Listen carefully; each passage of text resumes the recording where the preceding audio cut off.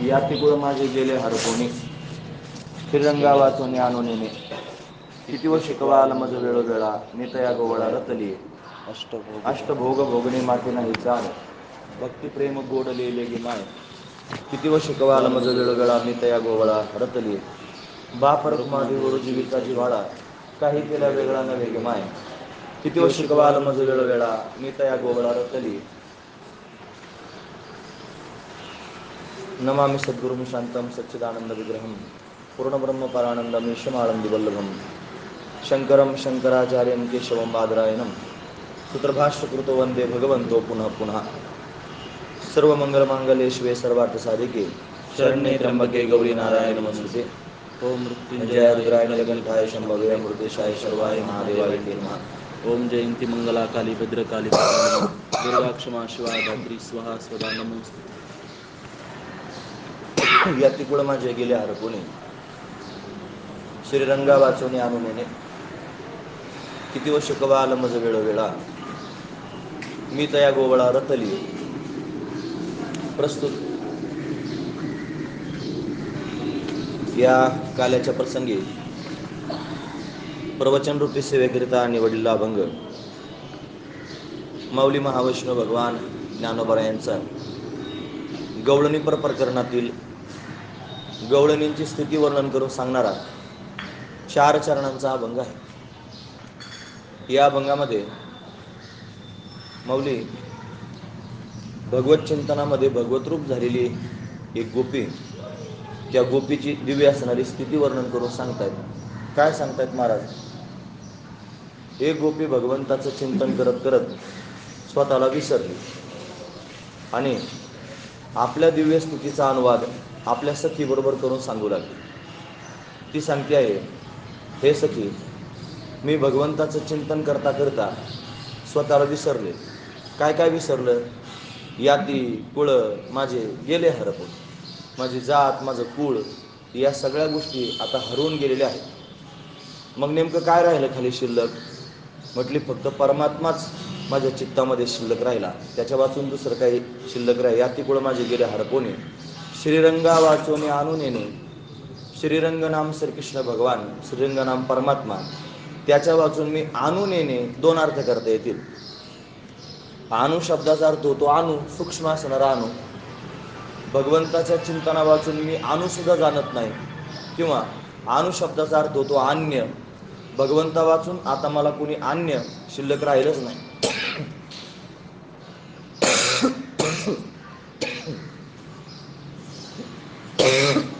भगवानच सर्व ठिकाणी कणाकणात व्याप्त आहे. त्याची व्याप्ती मला अनुभवाला आलेली आहे. ज्या गोपीच्या जवळ ही दिव्य स्थिती प्राप्त झालेली गोपी स्वतःच्या अनुभूती वर्णन करून सांगू लागली, त्यावेळेला तिनं समजून सांगितलं, हे बघ, तू भगवंताचं चिंतन करत आहेस इथपर्यंत ठीक आहे, पण आपण सांसारिक आहोत. मग सांसारिक माणसानं संसार करून त्यातले त्यात परमार्थ करायचा असतो. असं ती गोपी समजून सांगू लागली की मग हे सगळं आपला प्रपंच आहे, आपण ती सगळं पाहून भगवंताचं चिंतन करावं. समजून सांगितलं, पण समजून सांगून सुद्धा त्या गोपीला ते पटलं नाही. तिने तिला स्पष्ट शब्दात सांगितलं, किती व शिकवाल मज वेळोवेळा, मी तया गोवळा रतली. तुम्ही मला किती शिकवणार आहात आणि पुन्हा पुन्हा किती शिकवणार आहात? मी तुमचं म्हणणं ऐकणारच नाही का? मी तया गोवळा रतली आहे, मी त्या गोवळाबरोबर रत झालेली आहे. म्हणजे मग तुझ्या घरी असणारा हा सगळा प्रपंच, दूध दुग्ध, गाई म्हशी, सगळंची सगळं वैभव, त्या वैभवाचं काय करायचं? ती म्हणली, जरी वैभव तुम्हाला दिसत असलं, फार महत्त्वाचं वाटत असलं, तरी मला मात्र त्याच्याविषयी काय घेणं देणं वाटत नाही. हे सगळेचे सगळे भोग डोळ्यासमोर दिसतात, पण या भोगांविषयी माझ्या अंतःकरणात कोणत्याच प्रकारची अपेक्षा शिल्लक राहिलेली नाही. म्हणजे अष्टभोग भोगणे माते नाही चार, आणि भक्तिप्रेम गोड लिहिले गे माय. मला 8 प्रकारचे भोग भोगाविषयीच वाटत नाहीत. मला भक्तिप्रेम, गोड असणारं भक्तिप्रेम प्राप्त झाल्या कारणानं, आणि मी त्या भगवंताच्या ठिकाणी तल्लीन आहे. का बरं हे सगळं झालं असेल? आणि का तुला भगवंताचं प्रेम सोडता येत नाही? का तुला सगळे भोग भोगाविषयी वाटत नाहीत? त्याचं कारण तरी सांग. आणि मग तिनं सांगायला सुरुवात केली, पाप रखुमादेवी वरू जीवीचा जिवाळा, काही केल्या वेगळा नव्हे गे माय.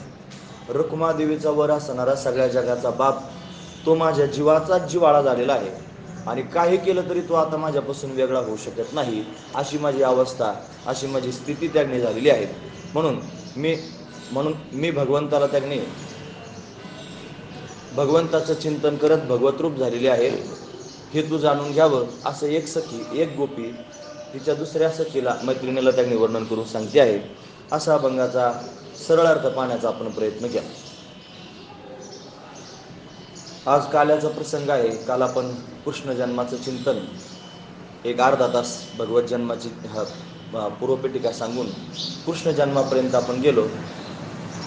गोकुळाष्टमी हे महापर्व आहे आणि या महापर्वावर आपण सर्वजण भगवंताचं चिंतन करणं हे आपलं कर्तव्य आहे. बऱ्याच वेळेला देवधर्म केला की लोकांना असं वाटतं मी देवावरच उपकार करतो. आपण देवावर उपकार करीत नाहीत, आपण कर्तव्य करतो. सगळ्यात महत्त्वाची गोष्ट का बरं? त्याने कर्तव्य केलंय. काय कर्तव्य केलं? आपल्या सगळ्यांना सांभाळण्याचं त्याचं कर्तव्य आहे आणि तो आपल्याला प्रत्येक पावलाला सांभाळतो आहे. म्हणून तो त्याचं कर्तव्य करतो आहे, म्हणून तो त्याचं कर्तव्य विसरला नाही, म्हणून आपण आपलं कर्तव्य विसरू नये. आपलं काय कर्तव्य आहे? आपण त्याचं चिंतन करणं, आपण त्याचं भजन करणं, आपण त्याची भक्ती करणं, हे आपलं कर्तव्य आहे. पण त्याच्याकरताच आपण जन्माला आलो. आपण जन्मच कशाकरता झाला कोणी म्हटलं तर भगवंताचं चिंतन करण्याकरताच झाला. आपल्याला अनेक प्रमाणं पाठ आहेत, सगळे प्रमाणावालेच लोक आहेत. म्हणजे देवे दिला देह भजना गोमटा, सगळे प्रमाण आपले पाठ आहेत. म्हणजे भगवंताने कृपा केली, दिली इंद्रिय, हात पाय कान डोळे मुख बोलाया वचन, जेणे तू जोडशी नारायण. नारायणाची प्राप्ती करून घेण्याकरिता आणि हे मनुष्य शरीर मिळालेलं आहे. म्हणून आपण भगवत चिंतन करणं हे आपलं कर्तव्य आहे. आपलं कर्तव्य म्हणून आपण सगळ्यांनी काल जन्माष्टमी साजरी केली. जन्माष्टमीचा आनंद काही अंशात आपल्याला प्राप्त झाला. जसा दरवर्षी आपण भरभरून आनंद घेतो, तसा आनंद जरी आपल्याला आज प्राप्त झाला नसला तरीसुद्धा आपण काही अंशात का होईना आपण त्या आनंदाची वाटेकरी झालेलो आहोत. म्हणून आज त्या सप्ताहाची सांगता, जसं त्या 7 दिवसापर्यंत पारायण झालं, मग असं समोर बसायला पाहिजे. माझ्या लय मला वाकडं तोंड करावं लागतं, इकडं खेळून करून सांगावं लागतं, तुमच्याकडे तोंड करून ये अशी इकडून द्या थोडीशी, काय नव्हती या तुम्हीच खूप जागा बसून बस.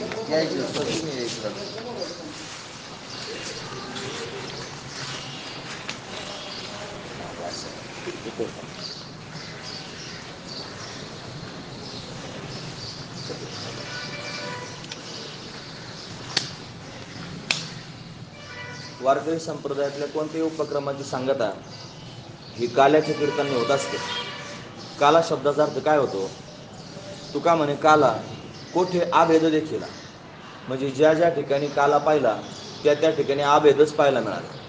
आभेद शब्दाचा अर्थ होतो एकरूपता. ती एकरूपताच महत्त्वाची आहे. कशाची एकरूपता? कोणाबरोबर एकरूपता? जशी ही रूपकात्मक काला आपण पाहतो, त्याने आता काला तयार केला, लाही आणि दही एकत्र केलं, या दोन्हींचं एकीकरण करणं याला आपण काला म्हणतो. तसं जीव आणि ब्रह्म हे दोन्ही एकच आहेत, फक्त काही कारणास्तव मायेच्या पडद्यामुळं आणि आपण त्याला भिन्न समजतो. जसं समुद्रच आहे, पण वाऱ्याच्या योगानं समुद्रावर लाट आली की मनुष्य म्हणतात ही लाट आहे, त्याला लाट म्हणलं जातं. पण वस्तुस्थिती अशी आहे की जरी लाट दिसत असली तरी लाट नाही, तो समुद्रच आहे. तो समुद्रच लाटेच्या रूपानं प्रतीतीला येतो. हे जसं आहे की वाऱ्याची संगती झाली समुद्राला, म्हणून समुद्राचं दर्शन आपल्याला लाटेच्या रूपात होऊ लागलं. तसं मायेची संगती ब्रह्मस्वरूपाला झाली आणि म्हणून तेच ब्रह्मस्वरूप आपल्याला ईश जीव आणि जगत या रूपानं प्रतीतीला येऊ लागलं. ईश्वर प्रतीतीला आला, जीव प्रतीतीला आला, संपूर्ण जगत प्रतीतीला येऊ लागलं. का प्रतीतीला येऊ लागलं? मायेची संगती परमात्म्याला झाली आणि म्हणून हे संपूर्ण आपल्याला प्रत्यक्ष पाहायला मिळालं. मग माया जर बाजूला काढली तर सगळा परमात्माच आहे. जसं वृत्तीप्रभाकरात सुरुवातीला आपण ज्यावेळेला मंगल करतो त्या मंगलामध्ये असं वर्णन करून सांगितलं, अस्ति भाती प्रिय सिंधू में नाम रूप जंजाल, लखित ही आत्मस्वरूप निज है तात्काल निहाल. अस्ति भाती प्रिय सिंधू, सिंधू म्हणजे समुद्र. अस्ति भाती प्रिय म्हणजे सच्चिदानंद, सच्चिदानंद ब्रह्म समुद्र आहे. आणि त्याच्यावर नामरूप जंजाल, नाम आणि रूप हे त्याच्यावरती, जंजाल शब्दाचा अर्थ होतो लाटा. नामरूपात्मक लाटा या सच्चिदानंद स्वरूप ब्रह्मस्वरूपावर पाहायला मिळत आहेत. म्हणून वास्तविक पाहता ब्रह्मच आहे, पण ते या लाटांच्यामुळं, ते या नामरूपाच्यामुळं आपल्याला नाना रूपानं प्रत्यक्ष पाहायला मिळत आहे. म्हणजे अनेकत्वानं आपल्याला ते पाहायला मिळत आहे. म्हणून आपली दृष्टी अनेकत्वाची नसावी, आपली दृष्टी एक पाहण्याची असावी. तो नांदते न भेदे, परी भेद न देखत नांदे. तो भेदात राहतो. सगळे व्यवहार भेदात राहून त्यांनी करावे लागतो. व्यवहार करायचं म्हटलं की भेद आलाच, आणि जिथं जिथं भेद पाहायला मिळाला तिथं तिथं व्यवहार आलाच. म्हणून भेदातच व्यवहार घडत असतो. पण अंतःकरणामध्ये जर अभेद वृत्ती निर्माण झाली तर मग मात्र व्यवहाराचं काही काम शिल्लक राहणार नाही. म्हणून तो परमात्माच आपलं स्वरूप आहे. मी कोण आहे असा जर विचार केला तर तो परमात्माच मी आहे. ज्याला सच्चिदानंद स्वरूप म्हटलं जातं तेच सच्चिदानंद स्वरूप माझं मूळ स्वरूप आहे, हे त्यावेळेला कळणं, याला अभेद तत्वज्ञान म्हणतात. याला जीवब्रह्म ऐक्य ज्ञान म्हणतात. आणि जीवब्रह्म ऐक्य ज्ञान होणं हा सगळ्यात मोठा काल आहे. हे रूपकात्मक आपण सर्वजण पाहतो, आज गोष्ट खरी आहे. पण याच्यातून जायचंय कुठं? त्या स्वरूपाच्या बोधापर्यंत आपल्याला जायचं आहे. म्हणून याच्यातून ते शिकायचं आहे, पण आपण ते शिकलं पाहिजे. तसं 7 दिवसाचा आपण सप्ताह करतो. या 7 दिवसाच्या सप्ताहामध्ये 7 दिवसात ज्ञानाच्या भूमिका प्राप्त करून घ्याव्यात. काय काय प्राप्त, कोणकोणत्या अवस्थेत आहे सांगता येत नाही. ज्ञानाच्या 7 भूमिका वर्णन करून सांगितल्या, त्या तुमच्या पाठ झालेल्या आहेत. शुभेच्छा, सुविचारणा, तनुमानसा, सत्वापत्ती, असंसक्ती, पदार्थभाविनी आणि तुर्यग, या 7 ज्ञान भूमिका आहेत. मग काही लोकांना परमार्थाचं ज्ञानच नाही, त्यांच्या अंतःकरणात पहिली भूमिका येईल शुभेच्छा, चांगली इच्छा निर्माण होईल. हे कथा कीर्तन ऐकून वाटेल मनामध्ये की आपण परमार्थ करावा, याचं नाव शुभेच्छा. मग काय होईल? दुसरी अवस्था त्या ज्ञानाची सुविचारणा. सुविचारणा म्हणजे काय? त्याला विचारावं असं वाटेल, की कोणाकडे तरी जाऊन विचारावं की सांगा ना परमार्थ नेमका कसा असतो, सुविचारणा. आणि विचारपूस केल्यानंतर जर त्याला तत्वज्ञान प्राप्त झालं तर मग तनुमानसा, तनु म्हणजे सूक्ष्म, मानस म्हणजे मन, मन सूक्ष्म होतं, तो परमार्थावर आरूढ होतो. आणि मग तो परमार्थाला सुरुवात करतो तनुमानसा. आणि एकदा त्याचं मन सूक्ष्म झालं की त्याच्या आतमधून सत्वगुणाचा प्रादुर्भाव होतो, सत्वापत्ती. सत्वगुण प्रचंड रूपात त्यांनी पाहायला मिळतो, कारण सत्वगुणाशिवाय माणूस परमार्थ करू शकत नाही. तुका म्हणे एका सत्वाचे सामर्थ्य आणि करवी परमार्थ अहर्निशी. पण परमार्थ कोण करू शकतं रात्रंदिवस? जो सत्वगुणी मनुष्य आहे तोच रात्रंदिवस परमार्थ करू शकतो. फक्त परमार्थाची व्याख्या कळाली पाहिजे. परमार्थ म्हणजे फक्त पोथी वाचण्यापुरताच नाही. माणसाने माळ्यात गळ्यामध्ये माळ घातली आणि घातल्यानंतर थोडंसं वारी वगैरे काही करायला सुरुवात केली की त्याला वाटतं बस मी आता परमार्थिक झालो. इतकाच परमार्थ माणसाला वाटतो, पण तेवढ्यानं परमार्थ पूर्ण होत नाही. परमार्थ तर अहर्निशी शब्द वापरला. अह म्हणजे दिवस आणि निशी म्हणजे रात्र.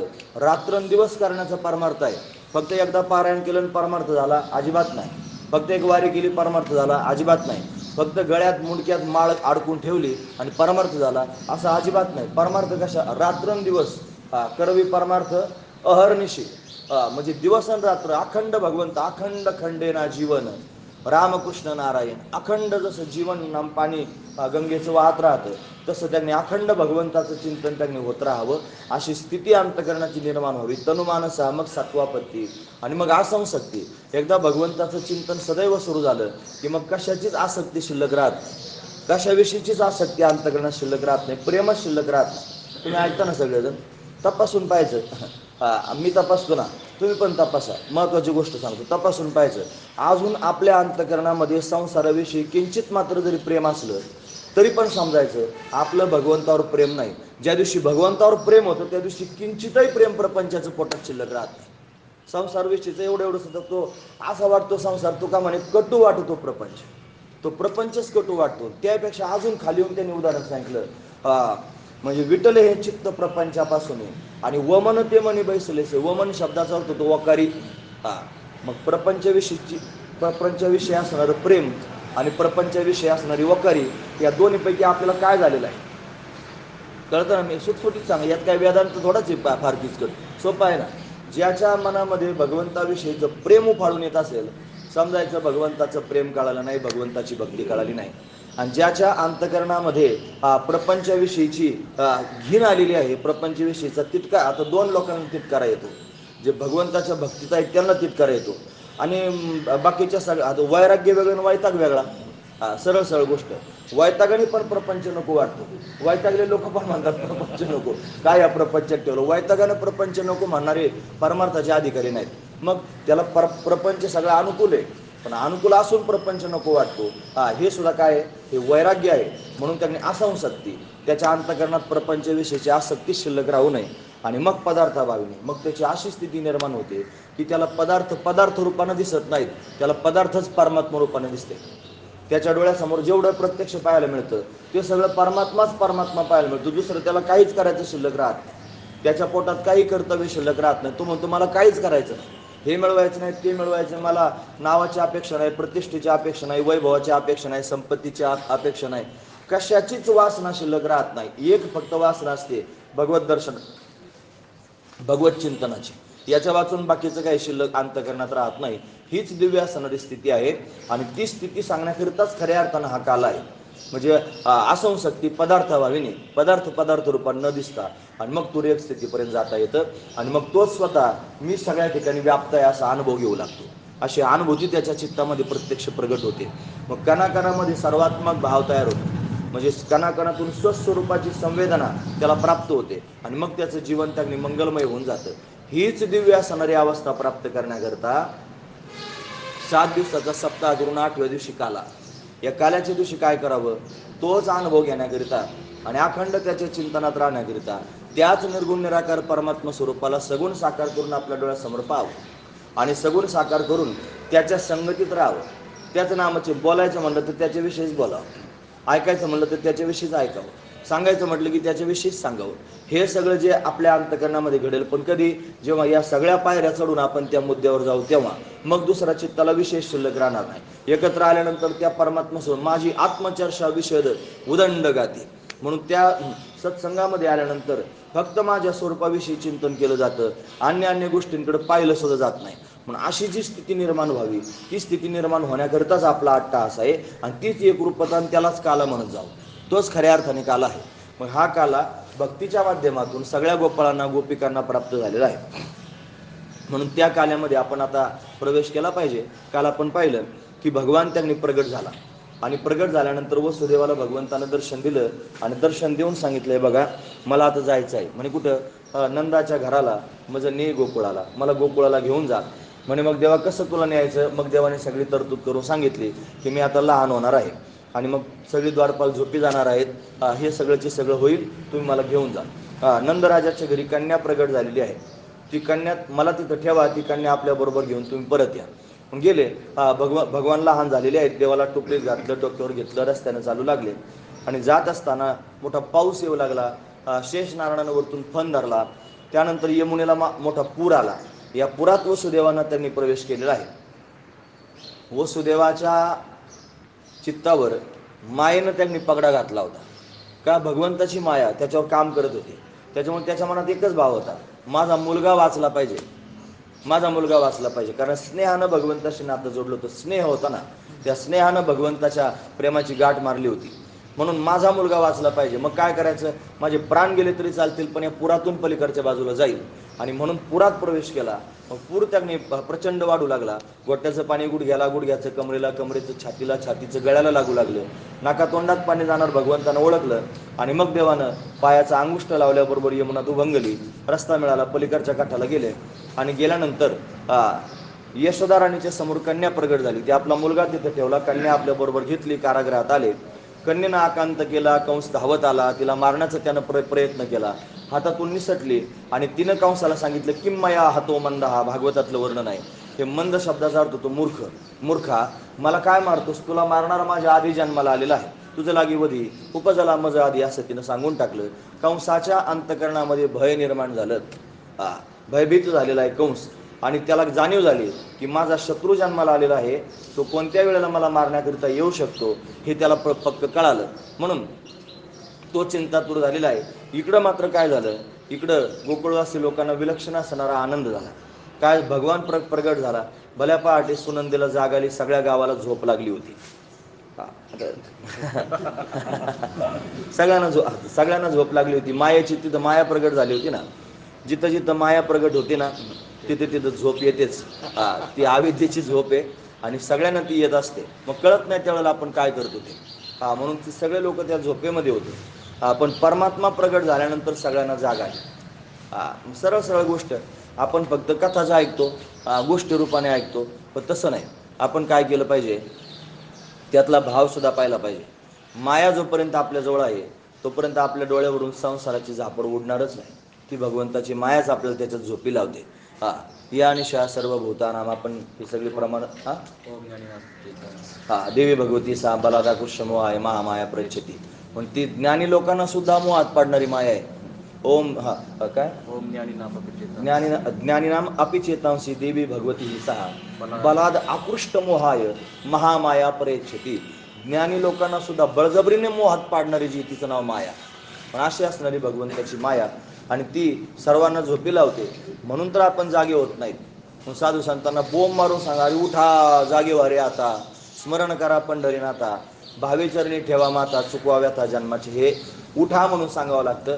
उठा सकळ जन, हे उठले नारायण, हे सगळीची सगळी प्रमाण पाहून घ्या. म्हणजे परमात्म्याला जसं जागं करावं लागतं तसं जीवाला पण जागं करावं लागतं. उठा सकळ जन, जनांना पण जागा, ऐसे जागवितो जना सरिसे मनासहित. म्हणून त्यांनी सगळ्यांना जाग करण्याचं काम साधू संत त्यांनी करतात. जगजोगी जगजोगी जाग जाग बोलती. जाग करण्याचं काम अशा पद्धतीने करत असतात. म्हणून स्वरूपाची जाग यावी, म्हणजे मायेची झोप त्यांनी उडून जावी. माया प्रगट झाली म्हणून सर्वजण झोपले. माया निघून गेली आणि वसुदेवानं ती नेली. म्हणून चिंता ते पळाली गोकुळाबाहेरी, प्रवेश भितरी केला देवी. देवानं प्रवेश केला की चिंता निघून गेली, मायाच घेऊन गेली. वसुदेवानं सगळ्या गोकुळवासी लोकांवर उपकार केला. काय उपकार केला? गोकुळातली मायाच मथुरेमध्ये घेऊन गेले. आता ती माया मथुरेत गेली, ती जिथं जाणार तिथं तिचं काम दाखवणार. म्हणून मथुरेचा असणारा राजा कंस, या कंसाला मोठा उन्मत्त भाव तयार झाला होता. म्हणून तिनं त्याला सांगून टाकलं की तुझा शत्रू जन्माला आलेला आहे. कंस त्यांनी भयभीत झाला. इकडं त्यांनी सर्वजण भगवंताचं दर्शन करण्याकरिता ललायत झाले. सुनंदेनं त्यांनी सगळ्या गावात बातमी पसरवली, यशोदेला जागं केलं, तिला झोप लागली होती आणि मग ती जागी झाली, भगवंताला पाहिलं, हृदयाला लावलं. सगळीकडे आनंदाचं वातावरण निर्माण झालं आणि सर्वजण नंदराजाच्या घरी आणि भगवंताला पाहण्याकरिता येऊ लागले. 4 दरवाजे नंदराजाच्या घराला. त्याला चतुष्शाल घर असं म्हणावं. ज्या घराला 4 दरवाजे असतात त्याला चतुष्शाल घर म्हणतात, चतुष्शाल भवन. 4ही दरवाज्यांमधून दाटी होऊ लागली. नंदा घरी झाली दाटी, मोठी दाटी झाली. सर्वजण त्यांनी खेळणा पाळणा सुंठवडा वस्त्र आभूषण हे सगळं त्यांनी घेऊन येऊ लागले आणि सर्वजण भगवंताला पाळण्याकरिता ललायत आहेत. देवाला पाळण्यात ठेवलेलं आहे आणि पाळण्यामध्ये भगवंताला घालून सर्वजण त्यांनी भगवंताला पाहण्याकरिता येऊ लागले. सर्वांना भगवान त्यांनी दिसतो आहे. आणि विशेष गोष्ट अशी आहे की हा भगवान सगळ्यांकडे पाहतो आहे आणि सगळ्यांकडे पाहून हा भगवान स्मित हास्य करतो आहे. आता 1 दिवसाचं बाळ काय कोणाकडे पाहून हसत नसतं, पण हा भगवान हसत होता. का बरं हसत होता? आणि दुसरा मुद्दा सांगतो, उगाच कोणी कोणाकडे पाहून हसत नाही. उगाच जर असलं तर काय म्हणतील, मग ते समजून घ्यायचं काहीतरी घोटाळा आहे डोक्यात. म्हणजे काहीतरी पावली बिवलीचा काहीतरी खराब असू शकतो, हे उगाचच असते. उगाच कोणी कोणाकडे पाहून हसत नाही. हसतो कधी माणूस? ज्या वेळेला परिचय असेल त्यावेळेला. जर तुमचा माझा परिचय, तर मग मी तुमच्याकडे पाहून हसणार. परिचयानंच माणूस हसतो. भगवान का हसला? काल जन्माला आला रात्री आणि सकाळी सगळ्यांकडे पाहून हसायला लागला. का हसायला लागला? त्याचं कारण असं आहे की हे सगळे लोक त्याला परके वाटलेच नाहीत. हे सगळे लोक त्याला परिचयाचे वाटले, की हे सामान्य परिचयाचे नाहीत. त्यांचा कल्पची कल्प असणारा परिचय, जन्मजन्मीची त्यांची तपश्चर्या, जन्मजन्मीची त्यांची साधना, आणि ती साधना भगवंताला माहिती आहे. आता आपण रोज ऐकता बरं का, काल पण सांगितलं, आज पण सांगतो की जगामध्ये सर्वज्ञ जर कोण असेल तर फक्त भगवान सर्वज्ञ आहे. वेद त्याचं स्वरूप आहे, संत पण त्याचं स्वरूप आहे. म्हणून वेद संत आणि भगवान सर्वज्ञ आहेत. म्हणून सर्वज्ञ असणारा परमात्मा सगळं काही जाणतो. देव चतुर जाणून अंतर्वर्त तसे. म्हणून सगळ्यांचं अंतकरण त्याला कळतं. म्हणून तो जाणणारा आहे, तो जाणकार आहे, त्याला सर्वांचं हृदय कळतं. आणि आपण सगळी इथं बसलो, गोष्ट खरी तो जरी पाळण्यात त्यांनी आपण त्याला पाळण्यात बसवलं असलं तरी तो बालक जरी दिसत असला तरी तो बालक नाही, सगळ्या जगाचा बाप आहे. तो आपल्याकडे पाहतो आहे. आता आपल्याला आपला हाच जन्म माहिती आहे. आता कोणी किती वर्षाचं, कोण किती वर्षाचं, जे त्याचं वय आपल्याला माहिती, फार तारीख टाईमसुद्धा माहिती. मला तर टाईमसुद्धा माहिती आहे. म्हणजे सगळ्या गोष्टी आपल्याला माहिती. म्हणजे किती वाजता श्वास सुरू झाला आणि मग किती वाजता संपल ती माहीत नाही कोणत्या तारखेला, पण एवढं सगळं आपल्याकडे लिहून ठेवलेलं आहे. म्हणजे आपल्याला सगळं माहिती आहे. पण कोणत्या जन्मातलं? ह्याच जन्मातलं माहिती आहे. कोणाला जर माहीत असलं तर सांगा मागच्या जन्मातलं. बरं मागच्या जन्मातलं सांगता येत नाही का? येतं ना. बहिणाबाईंचं चरित्र वाचलं का? त्या चरित्रात किती जन्म सांगितले तात्या? वाचलंच नाही. 13 जन्म सांगितले. म्हणजे 13 जन्म आठवत होते का नाही मागचे? याचा अर्थ काय होतं? मागचे जन्म सुद्धा आठवू शकतात, पण आपल्याला आठवतात का? नाही आठवत. मग झाले नाहीत का? झाले. हा, मग कोणाला आठवतात ते, कोणाला कळतात ते त्याला कळतात सर्वज्ञ असणाऱ्या ईश्वराला. आपल्याला जरी मागचा जन्म कळत नसला आणि किती जन्म झाले आपल्याला माहीत नसले, तरी भगवंताला मात्र ते सगळ्या गोष्टी माहीत आहेत. तो आपलं सगळं मागचं पाहतो. मग का हसला या सगळ्या गोकुळवासी लोकांकडे पाहून, गोपाळांकडे, गोपिकांकडे पाहून? त्याचं कारण त्याला त्यांचं मागचं चरित्र माहीत होतं. काय चरित्र माहीत होतं? हे कोणी मागच्या मी राम झालो त्यावेळेला वानरं झाले होते. हे सगळंचे सगळं त्याला कोणी कोणी तपश्चर्या केली होती, कोणी किती वर्ष तपश्चर्या केली, कोणी किती मन्वंतर तपश्चर्या केली, कोणी किती कल्प तपश्चर्या केली, हे सगळंचे सगळं त्याला माहिती. काय करून तपश्चर्या केली, कशा पद्धतीने तपश्चर्या केली, हे सगळं त्याला माहिती. आणि तेवढंच माहीत असं नाही, त्या सगळ्यांच्या समोर हा प्रगट झाला आणि प्रगट होऊन त्या सगळ्यांना सांगितलं की मी येणार आहे आणि तुम्हाला भेटण्याकरता येणार आहे, तुम्हाला माझी संगती प्राप्त होणार आहे, मी तुमच्यावर खेळणार आहे, मी तुमच्यावर बागडणार आहे, मी तुमच्यावर उड्या मारणार आहे, मी तुम्हाला आनंद देणार आहे, मी तुम्हाला प्रेम देणार आहे. हे सगळं भगवंतांनी त्या लोकांना वचन दिलेलं. मग ते वचन दिलं म्हणून ते सगळे लोक आधी आले आणि आधी येऊन भगवंताची वाट पाहत बसले की आता येईल भगवान, मग येईल भगवान. त्या सगळ्यांच्या अंतकरणातलं आर्त भगवंतानं जाणलं आणि मग भगवान आला. असा भगवान सहजासहजी येत नाही, त्याला आधी फार व्याकुळता व्हावी लागते आणि मग भगवान येतो. तुम्ही ऐकता ना सगळेजण, महत्त्वाचा मुद्दा सांगतो. भगवंताची भेट झाली पाहिजे सगळ्यांना वाटतं. मग कधी भगवान भेटेल, कोणत्या पद्धतीने भगवान भेटेल? म्हणजे ज्या वेळेला आपल्या अंतकरणात भगवंताच्या भेटीची व्याकुळता निर्माण होईल त्यावेळेला भगवान भेटेल.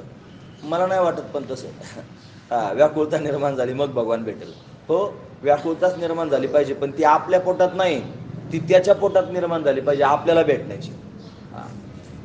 परत सांगू, आपल्या पोटात व्याकुळता निर्माण होणं फार मोठी गोष्ट नाही, आपल्याला व्हावीच लागणार. पण तो भेटेल कधी? आपल्या पोटात व्याकुळता झाल्यावर नाही, त्याच्या पोटात आपल्याला भेटण्याची व्याकुळता झाल्यावर. हा महत्त्वाचा विचार आहे. आता आपल्याकडे काय, खरं सांगा, आपल्याला भेटायला एखाद्या माणसाला व्याकुळता व्हावी असं आपल्याकडे काय आहे? काही नाही आपल्याकडं. म्हणून आपल्याला कोणीतरी आपल्याला भेटण्याकरिता व्याकुळ व्हावं. आणि सामान्य लोक तर कोणाला भेटायला व्याकुळ होतील? त्यांना कशाचे आकर्षण निर्माण होईल मनामध्ये? काम भावना जरी जागी झाली तरी एखाद्याला भेटायची अपेक्षा अंतकरणात निर्माण होऊ शकते. पण भगवंताला आपल्याला भेटायची अपेक्षा निर्माण व्हावी, व्याकुळता निर्माण व्हावी, एवढं आपल्याकडे काय आहे? म्हणजे आपली योग्यता आपण तयार केली पाहिजे की देवाला सुद्धा वाटलं पाहिजे याला भेटायला गेलं पाहिजे. मग किती आपण भाग्यवान आहोत. माऊली ज्ञानोबारायांना भेटण्याकरिता भगवान येतो. ज्ञानोबारायांच्या पाठीमागे आपण चालतोय सगळेजण.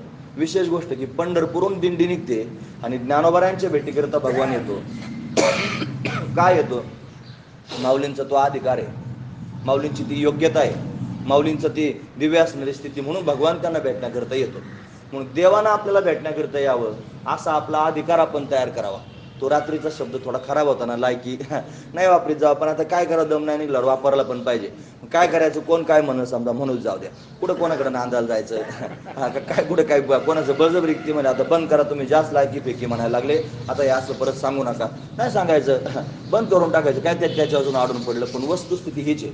असं असतं, काही शब्द असे असतात जे शस्त्रासारखेच असते.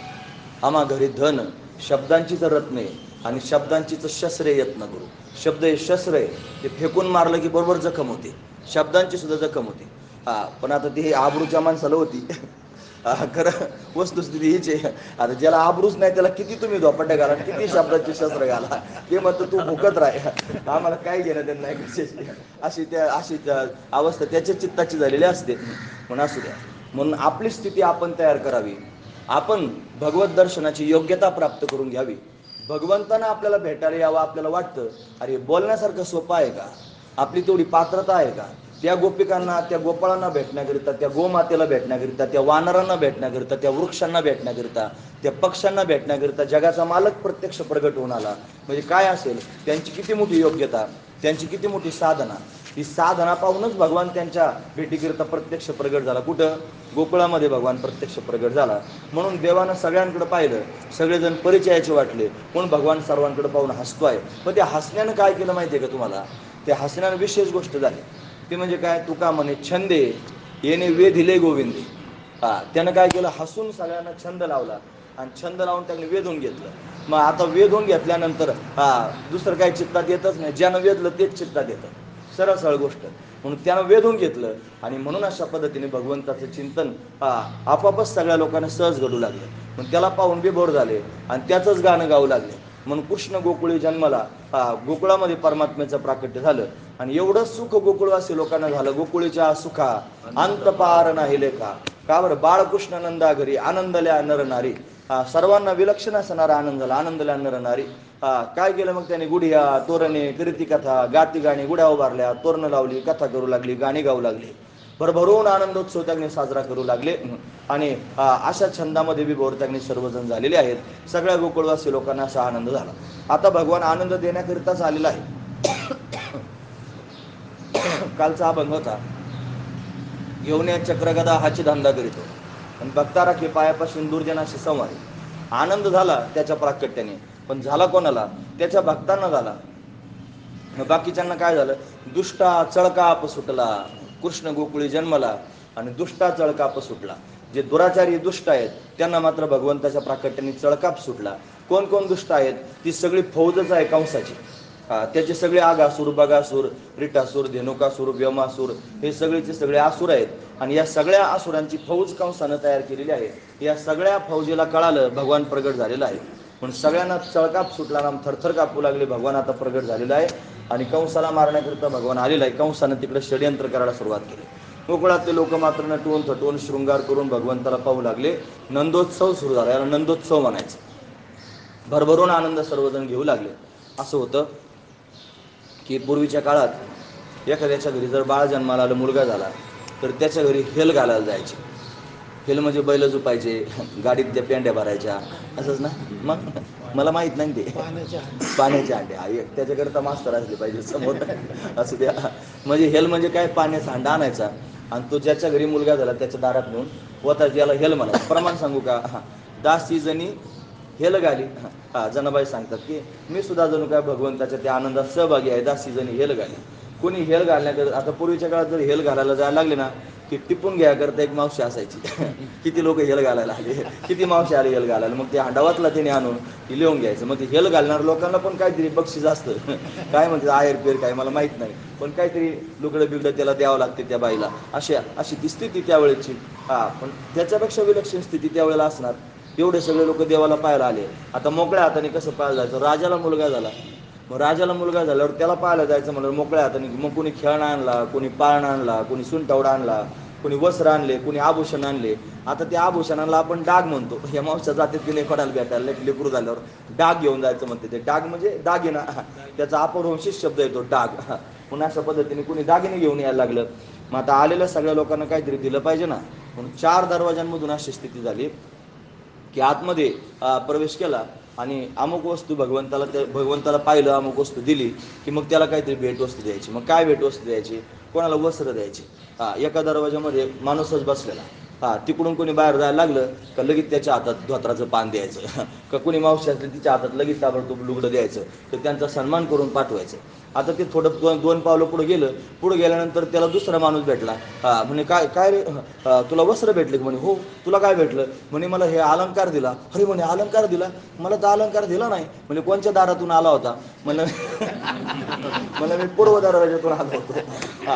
ते म्हणा मी पश्चिम दरवाज्यातून आलो. हरी म्हणे पश्चिम दरवाज्यात कपडे वाटत होते, पूर्व दरवाज्यात अलंकार आहेत का? म्हणले हा, मी जातो. मला परत रिटर्न, लगेच परत आतमध्ये परत पूर्व दरवाज्याने बाहेर परत अलंकार. म्हणजे प्रत्येकाला वेगवेगळे त्यांनी उपहार द्यायला सुरुवात केली. कोणाला मिठाई वाटत होते. हरी म्हणले अलंकार भेटले, वस्त्र भेटले. हे टोकरी कशाची? म्हणले याच्यात लाडू भारी लाडू आहेत. म्हणले अरे हे लाडू कसे काय तुम्हाला दिले? कोणत्या दरवाज्यात होते? म्हणजे ते दक्षिण द्वारात होते. परत रिटर्न, की लगेच लाडूची टोकरी प्रत्येकाला. भरभरून सगळ्या गावाला त्यांनी दान धर्म झाला. मुलगा झाला म्हणून राजाच्या घरी मुलगा झाला म्हणून केवढा उत्सव साजरा केला. गोदान, भूदान, सुवर्णदान, सगळंचे सगळं दान अशा पद्धतीने द्यायला सुरुवात झाली. आबाल वृद्धांना आनंद झाला. वृद्ध होती तरणी रे, नंदराजाला मुलगा झाला. वृद्ध असणारे गोपाळ सुद्धा उड्या मारू लागले. गोपिकांना भरभरून आनंद झाला. हे सगळेचे सगळे. आता हे वृद्ध शब्दाचा अर्थ काय होतो माहिती आहे का? बरेच प्रकारचे वृद्ध असतात. काही वयोवृद्ध असतात, काही त्याच्यानंतर वर्णवृद्ध असतात, काही त्याच्यानंतर आश्रमवृद्ध असतात, काही त्याच्यानंतर धनवृद्ध असतात, त्याच्यानंतर तपवृद्ध असतात आणि त्याच्यानंतर ज्ञानवृद्ध असतात. किती सांगितले? 6 सांगितले. 6 सांगितले. 6 प्रकारची वृद्ध असतात. मग आता याच्यामध्ये आपल्याला कोणते माहिती आहेत? आपल्याला फक्त वयोवृद्ध माहिती आहेत. हे वयाने वाढले तेच वृद्ध आपल्याला फक्त माहिती आहेत. पण तेवढेच नाही वृद्ध, वर्णवृद्ध. वर्ण म्हणजे काय? 4 प्रकारचे वर्ण आपण पाहतो की नाही. म्हणजे ब्राह्मण, क्षत्रिय, वैश्य, शूद्र. त्याच्यामध्ये ब्राह्मण हे उच्चवर्णीय, म्हणजे ते वृद्ध आहेत. वर्णवृद्ध त्याला म्हणतात, ते श्रेष्ठ आहेत म्हणून त्यांनी वर्णवृद्ध. त्याच्यानंतर आश्रमवृद्ध. आपण त्यांनी ब्रह्मचारी, गृहस्थी, वानप्रस्थी आणि संन्यासी 4 त्यांनी आश्रम पाहतो. त्याच्यामध्ये संन्यासी हा त्यांनी श्रेष्ठ असणारा आश्रम आहे, पण तो आश्रमवृद्ध त्याला म्हणायचं. काही लोक धनवृद्ध असतात. धनवृद्ध म्हणजे काय? श्रीमंत माणसाला धनवृद्ध म्हणायचं. त्याच्यापेक्षा एक वृद्ध आहे, त्याचं नाव आहे तपोवृद्ध, म्हणजे तपस्वी. ज्यांनी जीवनामध्ये तपश्चर्या केलेली आहे त्याला तपवृद्ध म्हणायचं. आणि त्याच्यापेक्षा श्रेष्ठ असणारा वृद्ध जर कोण असेल तर ज्ञानवृद्ध. जो ज्ञानानं त्यांनी पूर्णत्वाला प्राप्त झाले त्याला ज्ञानवृद्ध म्हणायचं. असे अनेक प्रकारचे वृद्ध आहेत. आणि त्याच्यापेक्षा श्रेष्ठ असणारा जर वृद्ध कोणता असेल तर तो भक्तिवृद्ध. ज्याने भगवंताची भक्ती स्वीकारली, ज्ञान गिळून भगवंताची भक्ती करतो, तो सर्वात श्रेष्ठ आहे. म्हणजे सगळे वृद्धच आहेत. हे वृद्ध म्हणण्याचं तात्पर्य हेच आहे की भगवंताच्या भक्तीत दिव्य स्थितीला प्राप्त झाले असे असणार ते वृद्ध. म्हणून फक्त वयानं माणसाने म्हातारा होऊ नये. त्याच्यातून पण शिकलं पाहिजे ना काहीतरी. नाही दोघं मी सांगून गेलो तुम्ही ऐकून मोकळे झाले, तसं नाही. वयानं तर म्हातारे सगळेच होणार आहे. थांबवण्याचा प्रयत्न केले तरी थांबणार नाही. तुम्ही किती लॉक लावा आणि किती तुम्ही थांबवण्याचा प्रयत्न करा, अजिबात थांबणार. केस काळे केल्याने माणूस तरुण होत नसतो. फक्त केस काळे दिसतात, फरक एवढाच आहे. म्हणून अशा पद्धतीने वृद्धत्व थांबवता येत नाही. वयोवृद्ध माणूस होणारच आहे. माणसाने वयोवृद्ध होऊन थांबू नये. तुम्हाला वर्णवृद्ध आणि आश्रमवृद्ध होता यायचं नाही, ते होऊनच गेलेलं आहे. आता एखाद्याला संन्यास द्यायचं ठरलं तर कदाचित तो आश्रमवृद्ध होऊ शकतो. पण 2 वृद्ध मात्र आपण होऊ शकतो आपल्या सामर्थ्यावर. काय? एक तपवृद्ध आणि एक ज्ञानवृद्ध. म्हणून तपश्चर्या जर जीवनामध्ये केली तर आपण तपवृद्ध होऊ शकतो, आणि ज्ञानार्जन जर आपण जीवनामध्ये केलं तर आपण ज्ञानवृद्ध होऊ शकतो. हे अतिशय महत्त्वाचं चिंतन आहे. असू द्या, गोकुळातले सगळे लोक ज्ञानवृद्ध आहेत आणि ज्ञानी होऊन भगवंताची भक्ती करतायत, म्हणून ते भक्तिवृद्ध झालेले आहेत. सगळ्या वृद्धांना आनंद झाला. याचा अर्थ काय? या सगळ्या ज्ञानी लोकांना, सगळ्या भक्तांना आनंद झाला, भगवान प्रगट झाला म्हणून भगवंताची भक्ती अंतकरणात प्रवेश करून गेली. विभोर होऊन सर्वजण नाचू लागले. आता मात्र कंसाला भय निर्माण झालं आणि 9:15 दरम्यान कंसानं पुतनाबाईंना अशा पद्धतीने पाठवलं. भगवान प्रगट झाले अष्टमीला आणि पुतना आली चतुर्दशीला. पण चतुर्दशीला पुतना आली, नंदबाबा घरी नव्हते, ते कर भरण्याकरिता गेले होते. तुम्ही काल्याच्या कीर्तनात सगळे ऐकत असता. वेळ कमी त्याच्यामुळे फक्त आठवण करून देतो. ते गेले. नंदराजाला असं वाटलं की वसुदेवाला भेटायला जावं. वसुदेवाला मुलगी झाली आणि ती मुलगी सुद्धा कंसानं मारली. असा बोबाटा सगळीकडे झाला होता. म्हणून भेटायला गेलं पाहिजे, म्हणून त्यांनी नंदराज वसुदेवाला भेटण्याकरिता गेले. म्हणले, अरे मला कळालं तुम्हाला मुलगी झाली आणि कंसानं मुलगी सुद्धा मारली. फार वाईट वाटलं म्हणले मनामध्ये. असं म्हणायला सुरुवात केली. पण वसुदेव मोठे हुशार होते. ते म्हणले, बघा माझं नशीबच असं आहे म्हणले. त्याला कोण काय करणार आहे, माझं राहू द्या म्हणले. पण मला कळालं तुम्हाला मुलगा झाला म्हणून तुम्ही खऱ्या अर्थाने आम्ही तुम्हाला बधाई देतो. फक्त माझी एक विनंती, म्हणे इथं थांबू नका, लवकरात लवकर इथून निघून जा. म्हणजे का बरं? तिथं पुतना येणार आहे म्हणले. म्हणजे मनातली मनात तो भाव आहे की आता ती पुतना येणार आहे आणि ती त्याने अशा पद्धतीने घात करणार आहे, तुम्ही इथं थांबू नका. आणि मग नंदराजाने विचार केला की हा वसुदेव तपस्वी आहे. या तपस्वी असणाऱ्या वसुदेवाने सांगितलं लवकर घरी जा. त्या अर्थी आपण गेलं पाहिजे. मग घाईघाईनं त्याने नंदराज घरी येण्याकरिता निघाले. पण तोपर्यंत पुतना आलीच होती. या पुतनेनं काय केलं? मायावी रूप धारण केलं. आणि मायावी रूप धारण करून त्यांनी सगळ्या लोकांना मोहून तिनं सुद्धा आपल्या दासी बरोबर आणल्या. तिनं खेळणा पाळणा सोनठवडा आपल्या बरोबर आणला आणि यशोदेची नातेसंबंधी आहे असं दाखवून घरामध्ये घुसली. काही ठिकाणी असं सांगितलं जातं. काही ठिकाणी असं सांगतात की ती अप्सरा होऊन आली.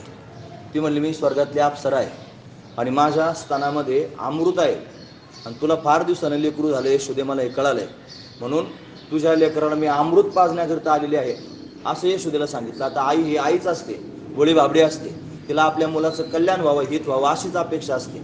आणि म्हणून यशोदा तयार झाली. ती म्हणली ठीक आहे. आणि ज्यावेळेला ती पुतना स्तनपान भगवंताला करू लागली त्यावेळेला मात्र त्यांनी पुतनेनं विष पाजायला सुरुवात केली. अहो बकियम स्तनकालकूटम जिगंसया पायेदप्य साध्वी ले भेगतिम धातृचिताम तत्वन्यकम वादयालम शरणम व्रजेन. म्हणून ती पुतना भगवंताला विषपान करू लागली. पण भगवान आहे मोठा समर्थ आहे. कारण पुतना त्याच्या बोलावण्यानंच आलेली होती. हा महत्त्वाचा विचार. का बरं? कारण ती ज्यावेळेला निघाली त्या स्तनात विष घेऊन येत होती. तिनं दीन आणि दुर्बळांची मारित बालके करिता ती शोके मायबाप. 84 कोस ब्रजभूमी आहे. कुठं भगवान प्रगट झाला माहीत नाही. तुझा लागे वधी उपजाला मजा आधी एवढंच सांगितलं होतं. कुठं उपजाला हे सांगितलं नव्हतं. मग ती निघाली होती. मग ती काय म्हणत होती? ह्या 4-8 दिवसाच्या दरम्यान जे जे लेकरं जन्माला आलेले आहेत ते लेकरं मारून टाकायचे. म्हणून तिनं फिरायला सुरुवात केली. एक थेंबभर दूध पाजायची लेकराला, लेकरू मरून जायचं. असे अनेक बाळकं तिनं मारले. पुतना बालघातिनी असं तिला म्हणतात. मग पुतनेनं एवढे लेकरं मारायला सुरुवात केली. भगवंतानं विचार केला, माझ्यामुळं लेकरं मरतायत, माझ्यामुळं लोकांचे छोटे छोटे बाळं मरू लागले. आता मात्र मी हिला लवकर बोलून घेतलं पाहिजे. भगवंतांनी माया प्रस्थापित केली, तिला खेचून आपल्यापर्यंत त्यांनी आणलं आणि म्हणून भगवंताच्या जवळ आली, स्तनपान करवलं. भगवंतानं तिला जाणलंच होतं. तिचं विष पिऊन घेतलं. तिला प्रेमपाना फुटला, तो प्रेमपाना प्राशन केला. मग तिचे प्राण भगवंतानं ओढून घेतले. माऊली म्हणतात, शोषली पुतना येणे मोहिलेले करू. शोषली म्हणजे काय केलं? तिचे प्राण शोषून घेतले. हा महत्त्वाचा विचार. म्हणजे प्राणच निघून गेल्यानंतर काय शिल्लक राहतं का बाकीचं? प्राण आहेत म्हणून तर आपण सगळेजण इथं बसलेलो आहोत. असो, म्हणून पुतना मूळ स्वरूपामध्ये आली आणि मग सगळे गोपाळ घाबरले, यशोदा घाबरली.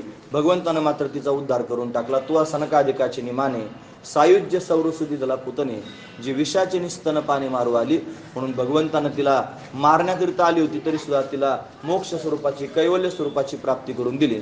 तुझे अवतारे जाणू स्वतंत्र, देता न मनसी पात्रा पात्र, कैवल्य असे पवित्र वैर्याही दिली. आणि वैर्याला सुद्धा कैवल्य प्राप्त करून देणारा हा परमात्मा आहे. म्हणून भगवंतानं पुतनेचा उद्धार केला. लांबलचक कथा सर्वांना ज्ञात आहे. पुतना मारल्याची बातमी कंसाला कळाली. कंस भयभीत झाला. एवढी बलाढ्य असणारी पुतना, एवढी बलवान असणारी पुतना, हिला त्यांनी मारून टाकलं. म्हणून आता आपण काय केलं पाहिजे?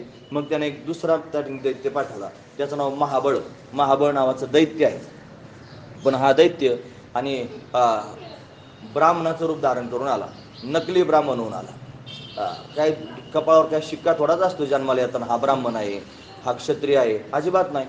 फक्त त्यानं वरपंग केला ब्राह्मणाचा, शेंडी थोडीशी ठेवली, त्याच्या गळ्यामध्ये जानवं घातलं, कपाळाला गंध लावला, झाला ब्राह्मण.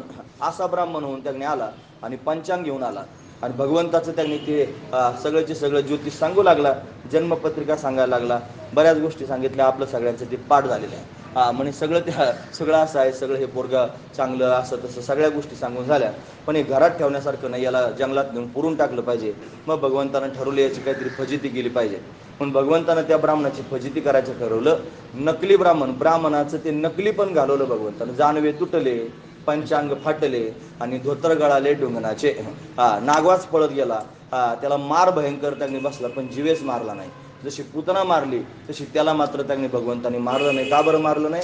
भगवान गो ब्राह्मण प्रतिपालक आहे, ब्राह्मणांचा आदर करणार आहे. म्हणून नकली ब्राह्मण होता तरी देवाने मारला नाही. हा महत्त्वाचा विचार. का? ब्राह्मण हा वंदनीय पूजनीय भूदेव त्याला आपण म्हणतो, म्हणून त्याला जिवंत त्यांनी सोडलं. पण तो कंसाच्या समोर गेला, जाऊ नको कंसा. मग काय करावं? पण कंसाने काय ऐकलं नाही. कंसानं अनेक दैत्य पाठवायला सुरुवात केली. आता भगवान मोठा होऊ लागला. हा भगवान आता रांगू लागला.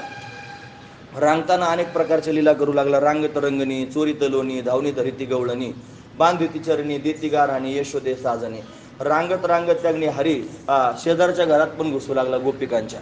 म्हणजे जो सगळ्या ब्रह्मांडाचा आधार आहे आणि तो त्याने उंबऱ्याचा आधार घेऊन उभा राहतो आहे. आणि उभं राहून असा हळुवारपणे त्या उंबऱ्यातून आतमध्ये पाय टाकून गोपिकांच्या घरात त्यानं जावं आणि जाऊन जिथे डेरे ठेवले असतील त्या डेऱ्याला धरून उभं राहावं आणि त्याच्यात हात घालून त्याने लोणी खायला सुरुवात करावी. म्हणून रांगत रंगणी, चोरीत लोणी. मग त्यानं लोणी चोरायला सुरुवात केल्यावर काय? धावणी धरिती गवळणी. गवळणी त्याला पळत पळत जावं पकडावं. धावणी धरिती गवळणी. मग पकडून काय करायचं? बांधिती चरणी, त्याच्या पायाला बांधून टाकायचं. बांधिती चरणी, घरामध्ये त्याला बांधून ठेवावं. देती गार आणि यशोदे साजणी. मग यशोदेला गारणं सांगण्याकरिता जावं. मग यशोदेने तिथे यावं. बांधून टाकलेला तो कन्हैया पाहावा. मग त्याची आलाबाला घ्यावी. गोपीने सुद्धा हसून अशा पद्धतीने ते सगळे जर किती छोटंसं लेकरू किती ती लोणी त्यांनी खाणार आहे आणि म्हणून अशा पद्धतीने त्याला परत घरी घेऊन यावं.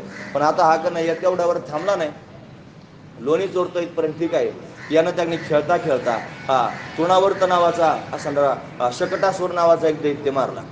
तृणावर्त नावाचा दैत्य मारला. असे दैत्य मारायला सुरुवात केली. म्हणजे हा भगवान रांगतो म्हणून त्याला सामान्य समजायचं काय काम नाही. रंगणी रांगत गुलगुला बोलत आणि आसुर रुळत चरणतळी. रंगणी रांगत, तो अंगणात रांगतो आहे, पण त्याच्या पायाखाली आसूर मारतायत. ही दिव्य असणारी त्याची स्थिती आहे. आसुरांना मारू लागला. आता हा उभा राहू लागला. फार आनंद यशोदेला वाटू लागला. तिला फार समाधान वाटू लागले की माझा कन्हैया उभा राहू लागला. अतिशय सुंदर असणार हा श्यामसुंदर. त्याच्याकडे पाहून तिचं चित्त त्याने व्याकुळ व्हावं, विभोर व्हावं. त्यानं उभं राहावं, एक एक पाऊल टाकायला सुरुवात केली.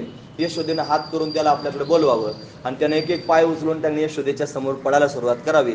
आणि जवळ आल्यानंतर त्यानं थोडा वेग वाढवावा आणि वेग वाढवून धावत येऊन यशोदेच्या गळ्यात त्यानं मिठी मारावी. विलक्षण आनंद यशोदेच्या चित्तामध्ये त्याने होऊ लागला. हा कन्हैया चालू लागला. चालता चालता हा कन्हैया त्याने आता पळू लागला. मग त्याला मित्र भेटू लागले.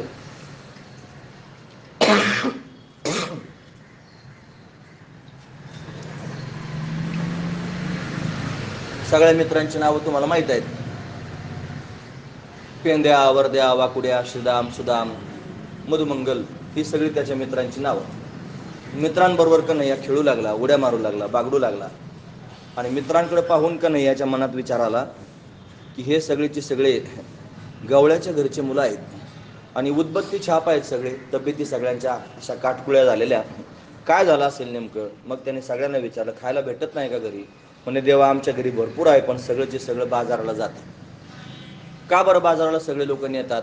म्हणे कंस नावाचा जो राजा आहे, या कंस राजाने असं फरमान काढलेलं आहे की गोकुळातल्या सगळ्या गवळ्यांनी आपल्या घरी असणारं दही दूध तूप लोणी हे सगळंचे सगळं मथुरेला विकण्याकरता आणायचं, घरी काही शिल्लक ठेवायचं नाही. पण कंसाच्या भीतीनं सगळं बाजाराला घेऊन जावं लागतं. असं ज्या वेळेला सांगितलं त्यावेळेला भगवंतानं विचार केला की आपण या सगळ्या गोपाळांना खाऊ घातलं पाहिजे. मग सर्वांना सांगायला सुरुवात केली, याला तरी यारे लागे अवघे माझ्या मागे मागे. लॉकडाऊन असल्या कारण जरा कमीच या, तर जास्त आल्यानंतर घोटाळा होऊ शकतो. याने अभंग सांगितलं मागाशी, याला तरी यारे लागे अभंग या म्हणला, लॉकडाऊन चालू आहे. अवघे माझ्या मागे मागे, आजी देतो पोट भरी, पुरे म्हणाला तो वरी. असं सगळ्या गोपाळांना सांगितलं. मग काय करायचं? हळूहळू चाला. असं मधून एखादा मुद्दा झाला की मग ते थोडे फ्रेश होते की नाही सगळे लोक, म्हणून ते परत नवीन ऐकायला तयार होत असतात. म्हणून असं सांगावं लागतं, नाही तर ते सांगायची काही आवश्यकता नाही. असो, हे बोलणाऱ्या माणसालाच कळतं काय वेदना होतात. ऐकणारे जर असे कस तरी बसले की मग ते सांगायला बरं वाटत नाही ना. मग थोडे जरा तुम्ही असं फ्रेश झाले की मग परत नवीन सांगायला तासभर सांगू शकतो अजून. आता नाही सांगायचं, चिंता करू नका. पण म्हणून अशा पद्धतीनं सगळ्या गोपाळांना भगवंतानं पोटभर खायला द्यायचं असं ठरवलं. नियम सांगितले, हळूहळू चाला, कोणी कोणाशी न बोला. मग सगळे भगवंताच्या बरोबर जाऊ लागले. रोज एका घरी चोरी होऊ लागली. मग चोरी कशाची? धनाची चोरी होत नव्हती, संपत्तीची चोरी होत नव्हती.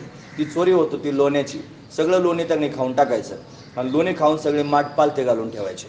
आता ते कवाड कसं उघडायचं, कुलूप कोणतं तोडायचं, हे सगळेचे सगळे आपल्याला प्रसंग माहिती आहेत. मग भगवंताने ते मायेचं कुलूप तोडून टाकायचं, ते कवाड अशा पद्धतीने भ्रांतीचं उघडायचं आणि मग आतमध्ये प्रवेश करायचा. सगळ्या गोपाळांना घेऊन जायचं आणि भरभरून सगळ्या गोपाळांना खाऊ घालायचं.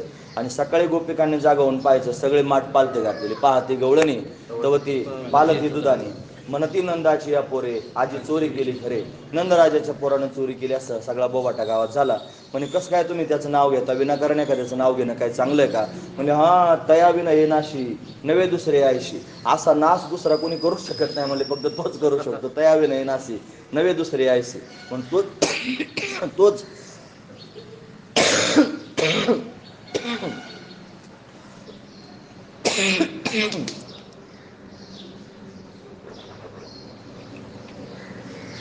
ते मला हे करायलाच नाही आलं पाहिजे. तुम्हाला मी म्हणतो पोरांना करू देत, तुम्हाला जमत नाही. म्हणजे मला खोकला येतो मधून मधून, सगळ्यांना विक्षेप होतो ना, सगळं ऐकणार लोकांना. असं नाही, पोरांना म्हणा, पोरांना करायला लावायला पाहिजे. असू द्या. म्हणून त्याच्यासारखा नाश दुसरा कोणी करू शकत नाही. आता नाश करणं शब्दाचा अर्थ काय करायचा? आता लोणी खाल्लं त्याला नाश म्हणतात का?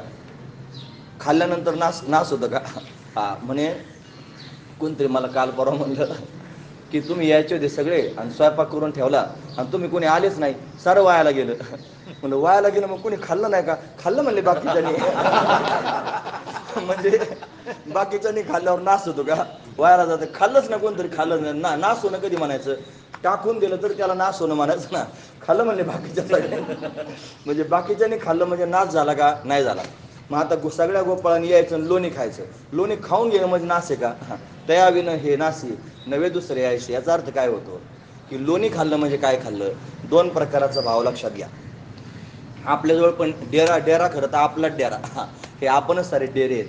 आणि आपल्या डेऱ्यामध्ये दोन प्रकारच्या वस्तू आहेत. दोन प्रकारचे लोक समाजात आहेत. त्याच्यामध्ये एक भगवंतावर विलक्षण प्रेम करणारा, भावयुक्त अंतकरणानं भगवंताला भजणारा वर्ग आहे. आणि दुसरा वर्ग असा आहे की जो निव्वळ संसारात शेंडी सगट बुडालेला आहे. या दोन्ही प्रकारच्या लोकांचा जर विचार केला तर दोन प्रकारचे डेरे देव मोकळे करतो. काय काय मोकळं करतो? ज्यांच्या पोटातला भाव आहे तो भाव खाण्याकरता येतो. दुसरं काही खात नाही, भाव खातो. ज्यांच्या पोटातला भाव आहे त्याला भाव आवडतो म्हणून भाव खाण्याकरता येतो. दुसरा अर्थ सांगतो, भगवंताच्या सानिध्यात आहेत पण भगवंताचं चिंतन करीत नाही, संसाराला घट्ट धरून बसलेले आहेत. मग त्यांना चटका द्यायला येतो. काय करतो? त्यांचा संसार मोकळा करण्याकरता येतो. देव आपलं कळत नाही. जर आपण भगवंताला म्हणलं देवा की मी तुला शरण आलो, तुम्ही ऐकता ना सगळेजण, मी महत्त्वाचा मुद्दा सांगतो, कान उंच करून ऐका. हे भगवंता, मी तुला शरण आलो, मला काही समजत नाही, मी कोण आहे, मी काय करतोय, मी काय केलं पाहिजे, मी कशा पद्धतीने परमार्थ केला पाहिजे, मला काहीच समजत नाही, मला काही सूत्रबद्धता नाही, माझ्या जीवनात मला काही कळत नाही. पण मला एक गोष्ट कळते की तुला सगळं कळतं. आणि फक्त कळतं असं नाही, तू सगळं काय करू शकतो. पण मी तुला शरण आलो. मला बाकीचं काही पाहायला लावू नकोस. माझ्या जीवनामध्ये काय काय घटना घडतील इथून पुढच्या काळात, त्या तुझ्या सत्तेने घडतील. तू काय करायचं ते करून घे, मला फक्त तुझ्यापर्यंत घेऊन जा. म्हणून अशी जर विनंती आपण भगवंताला केली, गाय गाय करू नका, म्हणजे केली, आणि जर पुढे घोटाळा झाला आपलं कोणी काही बोलायचं नाही अजिबात. कारण त्याचा स्वभाव सांगतो, तुम्हाला स्वभाव सांगायचा आहे. तो काय करतो? तो आपल्याला त्याच्या भक्तीपर्यंत घेऊन जातो. आपण त्याच्या भक्तीकडे चाललो आणि भक्तीकडे जात असताना जर आपल्या अंतकरणात संसाराची आसक्ती असली तर तो मुस्कडात ठेवून देतो. त्याची दिसत नाही ठेवून दिलेली. त्याने मार दिलेला दिसत नाही. पण तुम्ही विनंती करून बसले की नाही मला तुझ्यापर्यंत घेऊन जा म्हणून, तुम्ही विनंती केली, तुम्ही विनंती केल्या कारणाने तो जाणीवपूर्वक तुम्हाला त्याच्यातून बाजूला करण्याचा प्रयत्न करतो. मग कोणाला बाजूला करतो? तुम्ही ज्याला फार प्रेमाचं समजताना सगळ्यात आधी त्यालाच उचलतो, म्हणजे बाजूला करतो आपल्यापासून. त्याचं आपलं प्रेमच राहू देत नाही अजिबात, त्याच्या आपल्यात वितंड निर्माण करतो. त्याच्यापासून आपल्याला बाजूला करतो. का? त्याचा स्वभावच आहे असा की मग तुला प्रेम करायचं ना माझ्यावर, मग माझ्यावर प्रेम करायचं असलं तर फक्त माझ्यावरच करायचं, नाही त्याच्यावरही करायचं निमन, माझ्यावर निम करायचे. असं खरकटं प्रेम नाही पाहिजे. मग माझ्यावर तर माझ्यावरच प्रेम पाहिजे. हे भगवंताच्या स्वभावाचं लक्षण आहे. दुसऱ्याला त्यांनी म्हणजे देवाची ते खून आला ज्याच्या घरा, त्याच्या पडे चरा संसाराची. का बरं संसाराला चरा पडतो? संसारावर का दगड घालतो? त्याचं कारण, भक्त जर संसारावर प्रेम करायला लागला तर देवाला भक्ताने संसारावर प्रेम केलेलं आवडत नाही. मग काय करायचं पक्क ठरवा. जर का घोटाळा घालून बसतात तर मग परत आणखी निस्तारायची बारी आहे ना. म्हणून विचारपूर्वक त्याच्याबरोबर बोलायचं. सामान्य माणसाने विचार करायचा की संसार त्या सुखाचा करायचा की परमार्थ सुखाचा, असं भाव नाही दाखवीत जावा. पण असं आता वस्तुस्थिती सांगायला काय पाप आहे महाराज, मी वस्तुस्थिती सांगतो. कोण आवडलं त्याला तुम्हाला प्रमाण सांगतो, बिगर प्रमाणाचं बोलत जाऊ नये. ते म्हणे सोडला संसार माया तयावरी फार, धावे हिंडे चाले मागे मागे. म्हणजे त्याच्या मागे मागेच चालायला सोडा थोड. पण कोणाच्या? सोडीला संसार. ज्यानं भगवंताच्या प्राप्तीकरता सगळा संसार सोडून दिला, भगवंताचं चिंतन रात्रंदिवस केलं, हा भगवान त्याच्या मागे मागे त्यांनी पळतो. म्हणून त्याच्यासमोर विनंती करून जर भक्ताच्या अंतकरणात संसाराविषयीचं प्रेम निर्माण झालं तर भगवान ठोका टाकल्याशिवाय राहत नाही. माठ मोकळे करतो म्हणजे काय करतो? सगळा संसार खरडून पुसून मोकळा करतो आणि पालथं घालून ठेवतो. आता पालथं करायचं काम त्याचं आहे. म्हणून अशा पद्धतीने भक्ताला, देव भक्ताला की करुणे दे संसार प्रमाण आहेत. माझ्या मनातलं काय सांगतोय का? देव भक्ताला संसार करू देत नाही, अंगी वारावार करून ठेवी. म्हणून त्यांनी वारावार करून ठेवतो. भक्ताच्या जीवनामध्ये जर वाईट प्रसंग आले, भक्ताच्या जीवनामध्ये जर प्रतिकूलता आली, भक्ताच्या जीवनामध्ये जर दुःख आलं तर त्यांनी मनात सुद्धा भगवंताला म्हणायचं नाही देवा हे तुम्हाला का दिलं, मनात सुद्धा म्हणायचं नाही. परीक्षा आहे. म्हणून हे देवाने का दिलं प्रश्नच त्याला विचारायचा नाही. का बरं? मला माहिती तू फक्त माझ्या हिताकरताच सगळं काय करतोय, माझं तू अनहित होऊच देणार नाही, तू फक्त माझ्या हिताकरता सगळ्या गोष्टी करतोय. पण माझ्या जीवनामध्ये प्रतिकूल गोष्ट घडली, माझ्या जीवनामध्ये काही वाईट गोष्ट घडली, माझ्या जीवनात काही दुःखद घटना घडली तर याला कारण त्यांनी भगवान नाही, माझं कर्म त्याला कारण आहे. आणि भगवान हे पाहतो आहे आणि तरी पण विरोध करीत नाही. का करीत नाही? त्याला वाटतं की मी फक्त त्याचंच असावं, या संसारात मी अडकू नये. म्हणून तुकोबाराय म्हणते, बरे झाले देवा बैल कर्कशा, बरं झालं बायको कर्कश मिळाली. हे जर फार चांगली असती आणि फार गोड बोलणारी असती तर तिच्याच छंदात अडकून पडलो असतो. आता अडकले नाहीत का लोक आपल्या, आता ते सांगू का सगळे सगळे जय देव जय देव जय माझी बायको, जे तुम्ही सांगाल ते आम्ही ऐकू, असं नाही का? आता हे सगळं प्रत्यक्ष पाहायला मिळतं. म्हणून बरं झालं देवा बायको कर्कश दिली, फार चांगलं झालं. बरे झाले देवा, निघाली दिवाळी. फार चांगली भरभराट असती तर तू आठवला नसताना देवा, म्हणून फार सगळा घोटाळा घालून टाकला, बरं झालं म्हणले. असू द्या. तात्पर्य माझं एवढंच आहे, माठ मोकळी करतो हे सांगतोय ना मी तुम्हाला. खरडूनपासून संसार मोकळा करतो पोटातला, आणि माठ पालथी घालून ठेवतो. म्हणजे काय करतो? जीवनमुक्त करून टाकतो. म्हणून पाहती गवळणी तवती पालथी दुधानी, म्हणती नंदाची अपोरे, आजी चोरी केली खरे त्यानेची चोरी केलेली आहे. मग यशोदेच्या समोर गारणे घेऊन सर्व गोपिका येऊ लागल्या. ते गारणे घेऊन आल्यानंतर यशोदेने मात्र मान्य करू नये. 5 वर्षाचा छोटासा कन्हैया आणि त्याचं गारणं सांगण्याकरिता गोपिकांनी यायचं. मग तिनं म्हणायचं, 5 वर्षाचे माझे बाळ अंगणी माझ्या खेळे. तुम्ही सगळेजणी आळ घेता आणि माझ्या बाळाला तर असं त्यांनी म्हणता, मला हे बरं वाटत नाही. कारण का? त्याचं कारण पण असंच होतं. त्याचं कारण असं होतं की हा खोडीला असणारा कन्हैया, याला 2 रूपं घेता येत होते. याला अनंत रूपं घेता येतात. तो काय करत होता? यशोदेच्या समोरही खेळत होता दिवसभर, आणि गोपिकांच्या घरी चोरी करायला पण जात होता गोपाळांच्या बरोबर. या दोन्ही गोष्टी एकाच वेळेला करत होता. मग तिचं खरं का गोपिकांचं खरं? दोघींचंही खरं. ती म्हणायची माझ्या समोरच आहे, अंगणी माझ्या खेळे, माझ्या डोळ्यासमोर माझ्या अंगणात खेळतो. आणि तुम्ही लटकाच घेता आळ, गोकुळच्या नारी, तुम्ही लटकाच माझ्या बाळावर आळ घेता. असो फार खोड्या झाल्या. मग यशोदेला ते सहन होईना, म्हणे तुम्ही त्याला पकडून दाखवा. मग गोपिकाने त्याला अनेक प्रकाराने पकडण्याचा प्रयत्न केला. पण हा कैसा येला हाता, ब्रह्मविद्येचा जनिता, हा कैसा येला हाता. हा काय कोणाच्या पण हातात येत असतो का?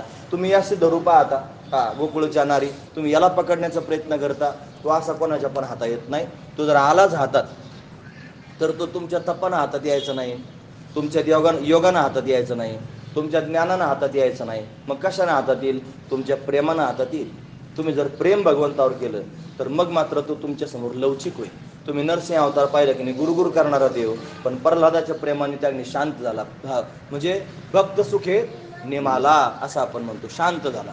तसा हा भगवान त्यांनी शांत होतो, भक्तांच्या प्रेमाने शांत होतो. म्हणून आपण भगवंतावर प्रेम केलं पाहिजे. प्रेमानंच आकळ जातो. म्हणून गोपिकांनी पकडण्याचा प्रयत्न केला. ज्यांनी प्रेमाने पकडलं त्यांच्या हातात आला. जे फुगीरपणाने पकडायला गेले त्यांचा फजिता झाला. त्यांची फजिती करण्याचं काम भगवंतानं केलं. म्हणून अशा अनेक गोपिकांची फजिती भगवंतानं केली. ते यशोदेला त्यांनी सहन होईना. मग सांगितलं, हे बघ तू घरी थांबू नकोस, उद्या जाई वना, सवे घेऊन वदना, 9:30 वाजून गेले ना, गोधनं घेऊन त्यांनी आता तू वनात जा. भगवान वनात जाण्याकरिता निघाला. पण हा पाळण्यात असल्यापासून सगळे गोपी त्याला पाहत होते, आणि हा आता आपल्या डोळ्यासमोरून निघून जातो आहे. मग सगळ्यांना वाईट वाटायला लागलं. यशोदेने जरी त्याला वनात जायला सांगितलं तर यशोदेचं अंतःकरण व्याकुळ व्हायला लागलं. माझं बाळ वनात जात आहे, गोमातेच्या मागे दिवसभर त्याला फिरायचं आहे.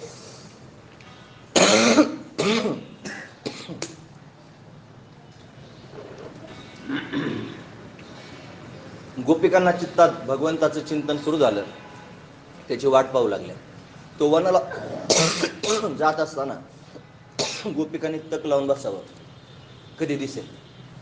गोपाळांना गोमातेला आपल्याबरोबर घेऊन कन्हैया जाऊ लागला. गोपिकाने त्याला पाहावं आणि पाहून घ्यावं भरभरून, डोळे भरून, आणि संध्याकाळपर्यंत त्याला चित्तात साठवायचं. आणि संध्याकाळच्या वेळेला परत त्याची वाट पाहायची. गोरज मुहूर्तावर गोमाता येतील आणि आलं की कन्हैया त्यांच्याबरोबर येईल, परत त्याला पाहण्याची वाट पाहायची. म्हणून अशी गोपिकांची दिनचर्या सुरू झाली. एक गोपी बाजाराला जाण्याकरिता निघाली. तिच्या डोक्यावर दही दूध तुपाचे माठ आहेत, बाजार करण्याकरिता निघालेली आहे.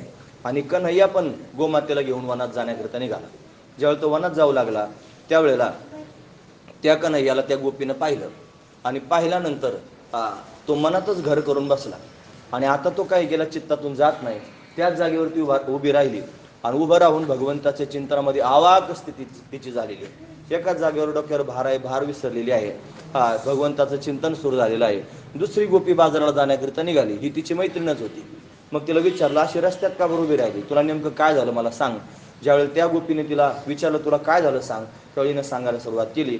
या तिकुळं माझे गेले हरपोने, श्रीरंगा वाचून आणून येणे, माझी याती माझं कुळ सगळंचे सगळं हरवून गेलं. भगवंताच्या चिंतनामध्ये हे सगळं हरवून जावं. जोपर्यंत मी कोणत्या जातीचा आहे ध्यानात आहे, तोपर्यंत मी भगवंताचा झालो नाही. जोपर्यंत मी कोणत्या कुळाचा आहे हे माझ्या ध्यानात आहे, जोपर्यंत मी काय मी कोणाचा मुलगा आहे, कोणाचा कोण आहे, आणि मला सगळे लोक तुम्ही बुवा म्हणता, बाबा म्हणता, मी अमुक फलाना आहे, हे जोपर्यंत माझ्या चित्तात आहे, जोपर्यंत माझ्या आठवणीत आहे, तोपर्यंत मी भगवंताचा होऊ शकत नाही. हे सगळं विसरावंच लागणार आहे. हे विसरल्याशिवाय परमात्म्याचं होता येत नसतं. आता हे शब्दाने सांगूनही लोकांना कळत नसतं. ही अनुभवाची गोष्ट आहे. त्या अनुभवावरच गेलं पाहिजे, हे शब्दात सांगण्याचं नाही. म्हणून अनुभव चित्त जाणे, ज्याच्या त्याच्या चित्ताला त्याचा अनुभव प्राप्त होऊ शकतो. अनुभव कधी येईल? रात्रंदिवस छंद लागल्याशिवाय अनुभव येणार नाही. मग गोविंद गोविंद मना लागल्या छंद. मग हा मग शब्द काढून टाकण्यासारखा अजिबात नाही, काढायचाच नाही कधीच. हा मग गोविंद ते काया, आणि भेद नाही देवात आहे. पण कधी? गोविंद गोविंद मना लागल्या छंद. गोविंदाचा छंद ज्या दिवशी मनाला लागेल, त्यावेळेला मग गोविंद ते काया, भेद नाही देवात आहे. मग देवातून त्याच्यात काही अंतर शिल्लक राहत नाही.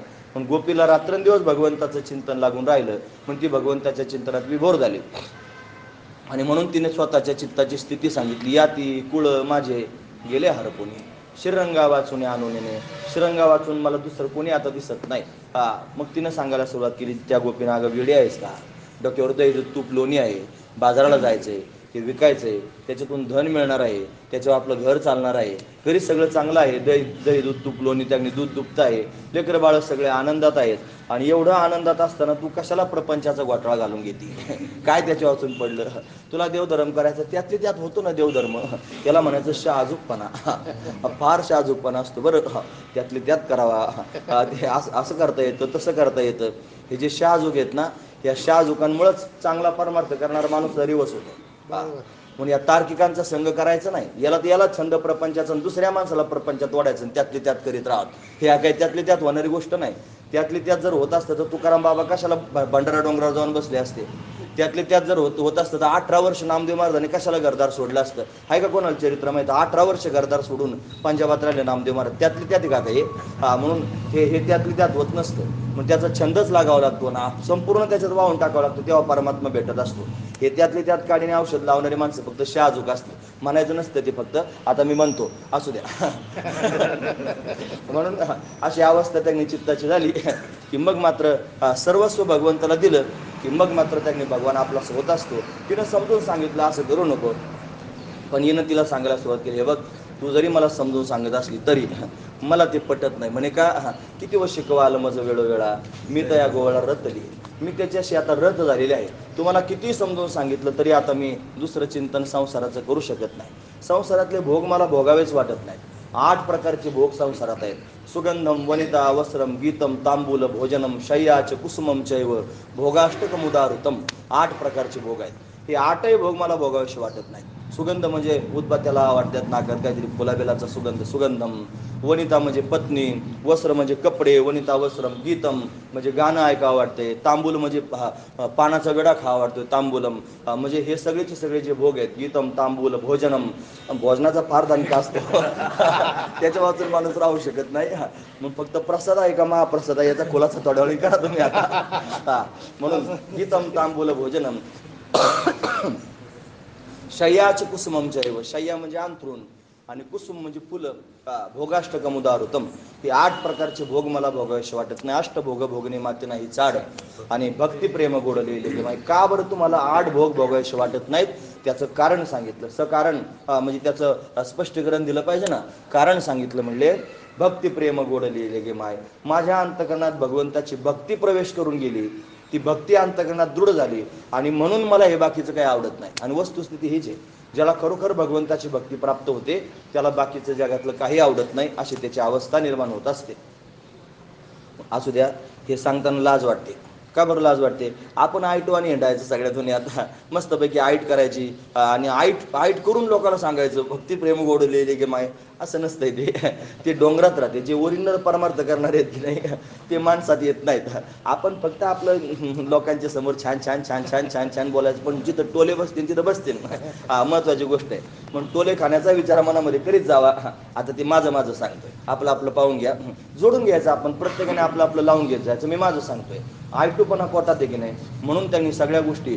पण भगवंताचं चिंतन करीत असताना भक्तीमध्ये विसर पडतो. आणि मग मी कुठं बसलोय, काय करतोय, कोणत्या अवस्थेत आहे, काही समजत नाही. हा, ही भगवंताची जर कथा सुरुवात झाली, आता खाली आपण बसलो, खाली फरशी आहे की नाही, खाली टोचत असेल की नाही खालून काही, आता मी ध्यान करून दिलं तुम्हाला टोचतंय म्हणून, पण जे खरोखर चित्त जर भगवंताच्या कथेत लागलं तर ते टोचायचं ध्यानातच राहत नाही.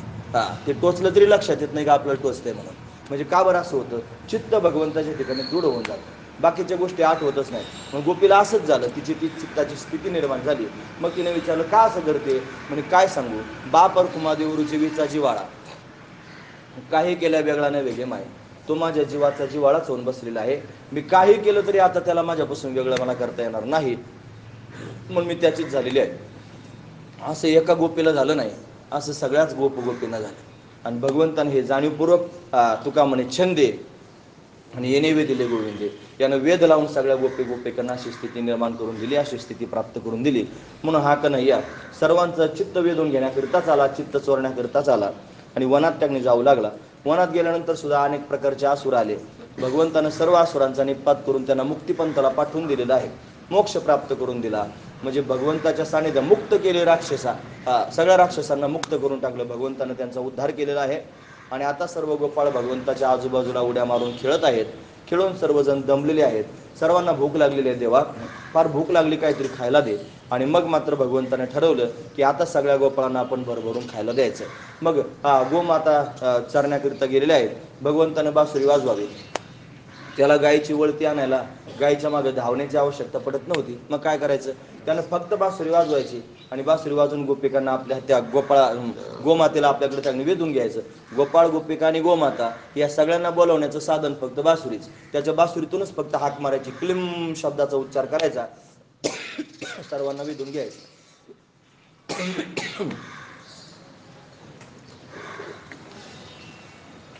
म्हणून सगळ्या गोमातांना बोलावलं आणि सगळ्या गोपाळांना एकत्र करून हा भगवान खडकावर जाऊन बसला. खडकी सोडी आल्या मोठा, आजीचा दही काला गोमटा.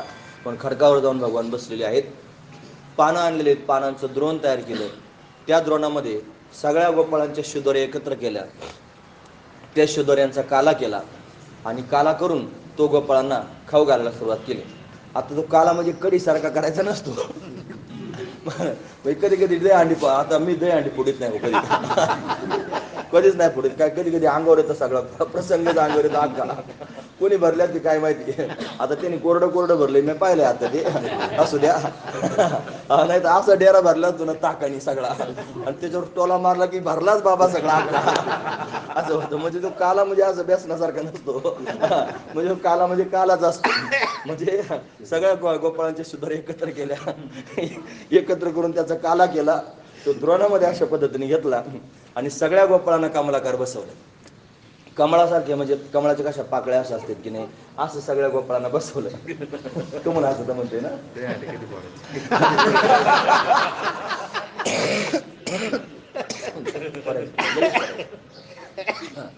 कमलाकार सर्वजण बसलेले आहेत. भगवान सगळ्यांच्या मध्ये उभा आहे.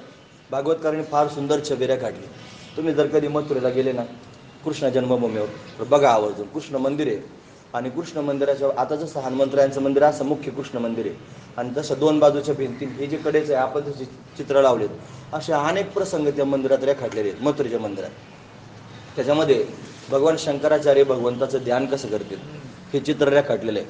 मग ते कसं ध्यान करतात, सगळे गोपाळ कडेला बसलेले आहेत आणि पानांचे द्रोण जे त्याच्याजवळ दिलेले आहेत. भगवंताच्या हातात त्याने मोठं द्रोण पानाचं घेतलेलं आहे आणि हा भगवान उभं राहून आपल्या हातानं सगळ्या गोपाळांना स्वतःच्या हाताने खाऊ घालतोय. त्याच्यात अजून असा एक प्रसंग आहे की गोपाळ पण भगवंताला खाऊ घालते. याच्याकरता फार भाग्य असावं लागतं की आपण भगवंताला खाऊ घालणं आणि भगवंतानं आपल्या हातचं काहीतरी खाणं, याच्याकरता फार त्या निदान त्या विश्वात तरी जावं लागतं. हे बघा, निदान कल्पना तरी मनात केली पाहिजे की असं होऊ शकतं म्हणून. बिगर कल्पनेचं कसं काय होईल? कल्पना तरी करा, वनलामची गोष्ट आहे, पण कल्पना केल्यावर होऊ पण शकतं, महत्त्वाची गोष्ट आहे. म्हणून कल्पना करावी की देव माझ्या हातचं खातो आहे किंवा देव मला खाऊ घालतो आहे, पण भगवान त्याने खातो आणि खाऊ घालतो आहे, अशी दिव्य स्थिती निर्माण झाली. त्याच्यात एक चमत्कार होता. काय चमत्कार होता?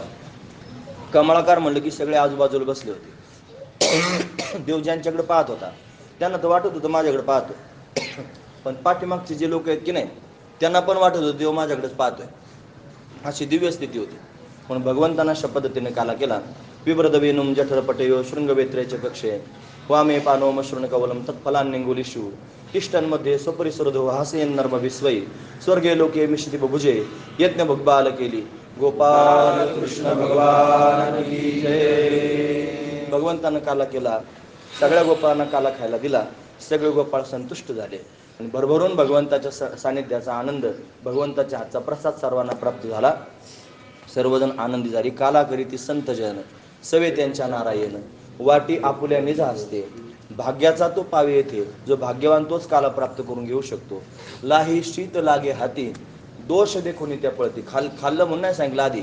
लाही शीत लागे हाती, त्या काल्यामधली लाही आणि ते शीत जर हातावर आलं तर दोष देखून त्या पळती. म्हणून आपल्या जीवनात दोष जरी असले तरी सुद्धा त्या काल्याच्या प्रसादाला पाहून पळून जाते. दोष देखून त्या पळती. खाल्ल्यावर काय होतं? निळा म्हणे क्षराचा बुंद लागता पावे ब्रह्मानंद. पण क्षराचा बुंद जरी त्यांनी पोटात गेला तरी सुद्धा ब्रह्मानंद प्राप्त होतो. एवढं सामर्थ्य भगवंताच्या हातच्या प्रसादात आहे. म्हणून भगवंतानं गोपाळांना काला दिला आणि सगळे गोपाळ आनंद विभोर झालेले आहेत. गोपिकांना दिव्य अवस्था प्राप्त झाली. गोपाळ भगवंताच्या चिंतनामध्ये विभोर झाले. याच्याकरताच परमात्म्याचं प्राकट्य झालं. संक्षिप्त रूपानं हा सगळा प्रसंग आपण आता पाहण्याचा प्रयत्न केला. हा प्रसंग या मुद्द्यापर्यंतच सांगायचा असतो. पुढून तडून आपण त्या मुद्द्यावरती येऊन पोहोचलेलो आहोत. म्हणून आता आपल्या सर्वांना दह्यांडी फोडून भगवंताच्या हातचा प्रसाद प्राप्त करून घ्यायचा आहे. आणि आता काल्याचे अभंग म्हणतील महाराज आणि मग आपण दह्यांडी फोडूया. झालेली सेवा भगवंताच्या चरणी समर्पित करून याच ठिकाणी थांबूया. कुंडली कवरदा श्री ज्ञानदेव तुकाराम पंढरीनाथ भगवान की जय. मौली ज्ञानेश्वर महाराज, जगद्गुरु तुकाराम महाराज की जय. गोपाळ